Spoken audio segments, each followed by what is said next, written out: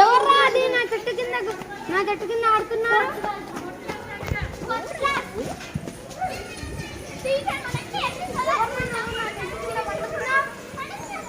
అయ్యా క్షమించయ్యను అన్న మాటలు నాకు వినపడలేదు. మళ్ళీ ఒకసారి చెప్పవా? నేను చెప్పింది నువ్వు చెవికి ఎక్కించుకోలేదా? నా చెట్టు కింద ఎందుకు పండుకున్నా? ఇది నీ చెట్ట. ఎందరో మహానుభావులు ఈ చెట్లను నాటారు. ఇది నీ చెట్ట. అవును, ఇది మా తాత నాటిన చెట్టే. ఇది నా చెట్టే. సరే మరి ఈ చెట్టు నీడ నేను కొంటాను, నాకు అమ్ముతావా? ఎంత ఇస్తావు? నువ్వే చెప్పాలి. నేనా? 10 రూపాయలు. 10,000. అమ్మో, 1000 రూపాయలా? నువ్వు కాకపోతే ఎవరైనా వచ్చి కొంటారు. పో. సరే, ఇదిగో 1000 రూపాయలు. సరే. ఇక్కడ ఎందుకు వచ్చి పండుకున్నావు? నా అరుగు మీద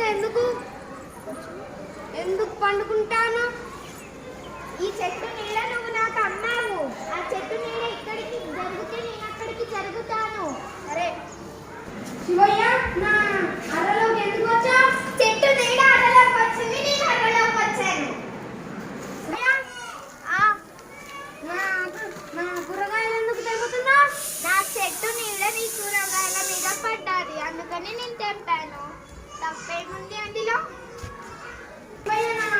నీడని ఆక్రమించారు. మీరు ఎవరన్నా సహాయం చేస్తారా?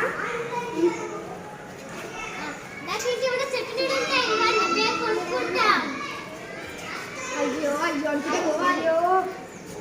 ఊరి పెద్ద సర్పంచ్ గారు నా నీళ్ళని చివరి ఆక్రమించాడు.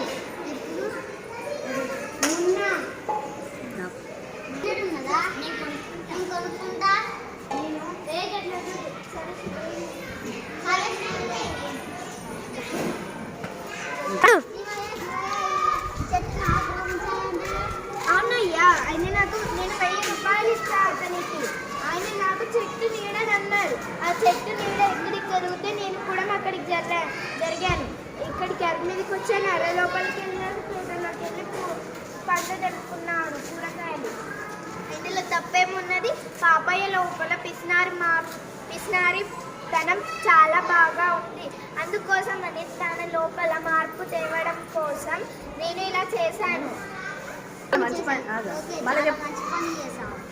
ఇదిగో పాపయ్య, ఈ చెట్టు నీదే, ఈ చెట్టు నీడ కూడా నీదే. నీలో మార్పు రావడం కోసం ఇలా చేశాను. సరే, ఇదిగో నీ 1000 రూపాయలు ఇస్తాను. సరే, ఇదిగో నీ 1000 రూపాయలు. సరే, ఇక నేను వెళ్తున్నా.